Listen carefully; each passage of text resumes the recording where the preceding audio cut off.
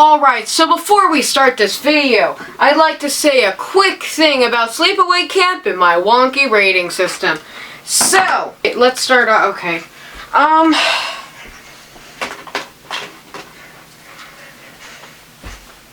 Alright, so let's start off with the basics. I got a remote for graphics here. They're gonna be right behind me.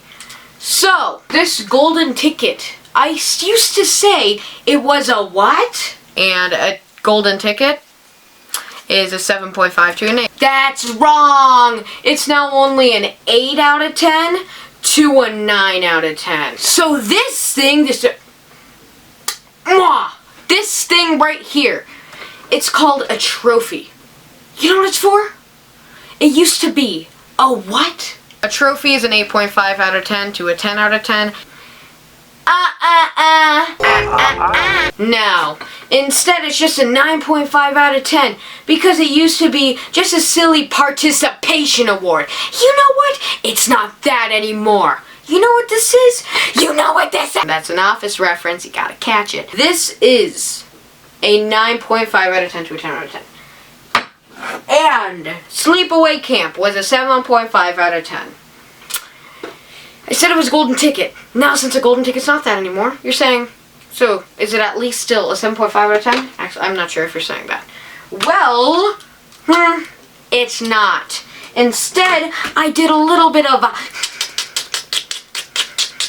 calculations, and then I found that Sleepaway Camp's actually 5.5 out of 10. It's not as good as I thought it was. I mean, I found it entertaining. It's still enjoyed it more than Inglourious Bastards, but at least Inglourious Bastards had some decent filmmaking and stuff behind it. Like, I mean, it was fine. Sleepaway Camp, 5.5 out of 10. It's not that bad. I give Travel Mall a 3.5, I think. So yeah, So anyways, now to the Cruella Devue. And now to the Cruella Devue. Good. Now to the Cruella. I almost said it again. Now to the Cruella review.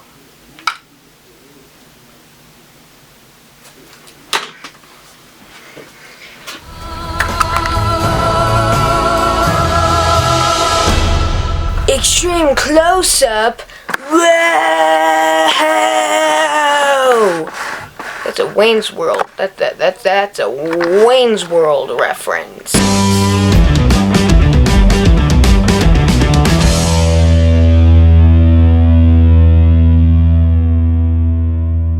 Hello, everyone. Welcome back to Your Dog. I am your dog. That's a sequel to the Inglourious Bastards intro joke. Today we're going to be talking about Cruella. We have a new angle, but only for Disney stuff, because Disney special. I just got home from the theater, and I actually really enjoyed this film. It came out a couple weeks ago, I believe, and it's 2 hours and 14 minutes, or 2 hours and 17 minutes, I'm not 100% sure, because on Google it says that, but other sources say it's a different runtime. So, this film was actually really good. My expectations were very, very low. Even though it had Emma Stone in it, and even though it got a B+ by Chris Stuckman, I still was very skeptical. Even though I kind of enjoyed some of the remakes from, like, a couple years ago, I liked the Beauty and the Beast. There's only one scene in that one that I like better than the original, but if I ever cover that one, which I probably will later on, yeah, I'll say which one. The Aladdin remake was fun. The Jungle Book remake it's probably the best one. Dumbo, I really liked how they kind of added more to it. And I didn't like Maleficent. I really didn't like the Cinderella one. But this one is really good. Let me get into why it's really good. The cinematography.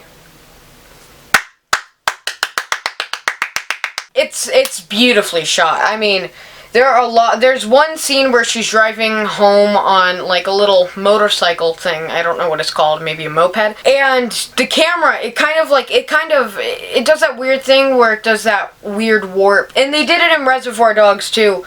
But it looked really good here. It's in the trailer. If I can find it, I'll put it up here. There was one little montage about at the end of the first quarter where she's becoming Cruella and they like project her name on this big building. And it's just, I love this film. I think it is definitely one of Disney's better works in recent times. Of course, Emma Stone is amazing. She did great in Zombieland, La La Land, and I'm not shocked she did great here. But someone that I wasn't the biggest fan of was actually kind of good. Emma Thompson. Yeah, she was really good in this one, too. Yeah, this one, I really feel like it was really well written, and because it was really funny. But I think that also the writers, the directors, they did an amazing job on making you know who to hate and who to like, but not blatantly shoving it in your face, you know? And I'm really glad this movie was PG-13 because I feel like they went a little bit further in the fact that, like, they didn't go full, like, Mickey Mouse Disney stuff. But, yeah, the music, the music was kind of, like, the music, it kind of overbeared the actual score, which was there in some scenes, but there was so much of that music where, yeah, I mean, it was still funny, like, you could bop your head, Wayne's World style, on the seat. And you could also feel, it set a tone, but I feel like they kind of forced the tone down your throat, you know? Yeah. And then, basically, what I said, and there's a reason that, if you can see it, that there's a reason that Joker's right there. I really liked Joker. I thought it was a really well-done film. It was really tight-paced. This movie kind of overstated welcomes at points. But yeah, this, I agree with the comments on the trailer that said this is Disney's Joker. Because that's exactly it.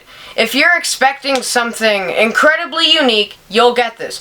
If you're expecting something like if you're expecting something like, this is honestly a modern masterpiece considering the Disney pyramid. I don't know if you'd call it that. Disney's a pyramid scheme now. You guys, we've all fell for it. Yeah, this one considering, like, I haven't seen Raya and the Last Dragon, but Pixar, I'm not counting Pixar, but like the most recent remake was Mulan. I didn't finish it. I got about a half an hour through and I did not want to finish it. But yeah, I really only watched one review on this, and I kind of agree, which was Chris Stuckman's. I'll link it in the description below. But this film, yeah, the two sidekick characters were really well written. I'm super happy that they included them in. And the whole time while I was sitting in the theater my mind went like this. They're gonna do a 101 Dalmatians remake? I mean, I'll watch that. The action was fun. The comedy it's really funny. This is a really funny movie. I don't, like, this, of course, this movie's not for everyone. And I really, this is, okay, I don't like the Premier Access thing, but I understand it. Like, HBO Max, it's more expensive per month. But you also get movies that were in the theater on HBO Max too. And now, this is where it gets overpriced. It's $30. But you probably would end up spending $30 if you went to the theater and see this too. But, come on. This movie, I really, like, this is one that if you see it in the theater, it wouldn't change your experience other than the fact that you have a better chance of watching it with no breaks. Unless something bad goes wrong, then go to a new theater. No. Yeah.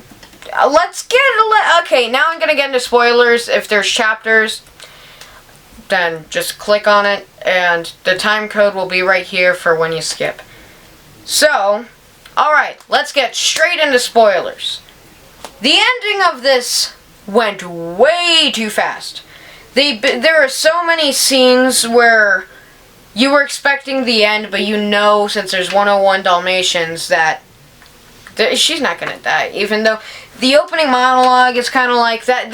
She says, "And this was caused me to die," and I turned and I was like, I literally said out loud, Did she say she was gonna die? Luckily the theater was empty, so no one got mad at me.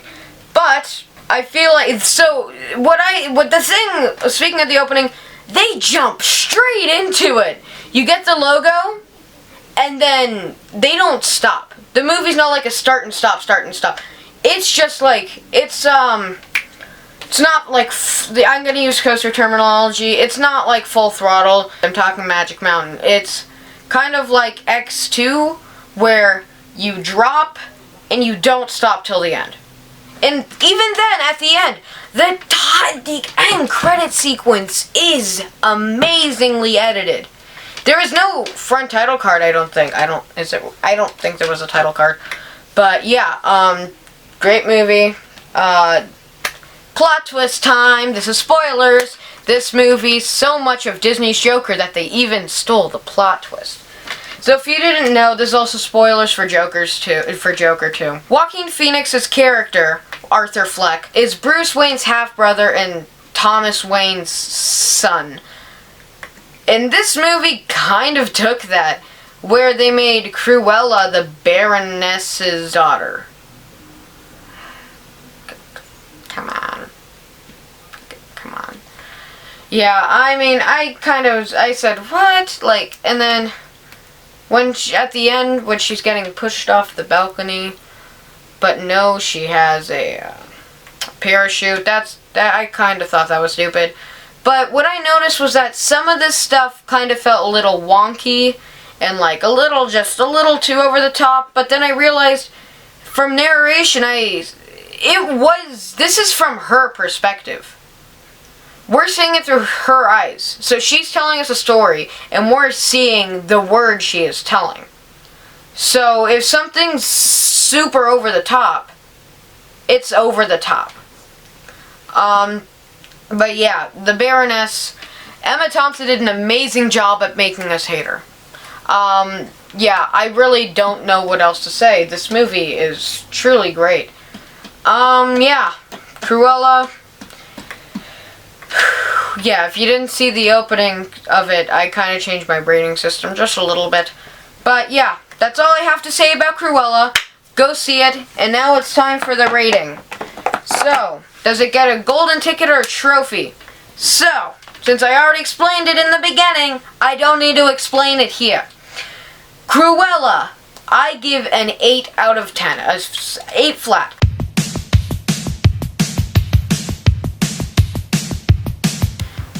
I rarely recommend you see it. That's a quick golden ticket. You're going to Hollywood, Cruella. Nice job.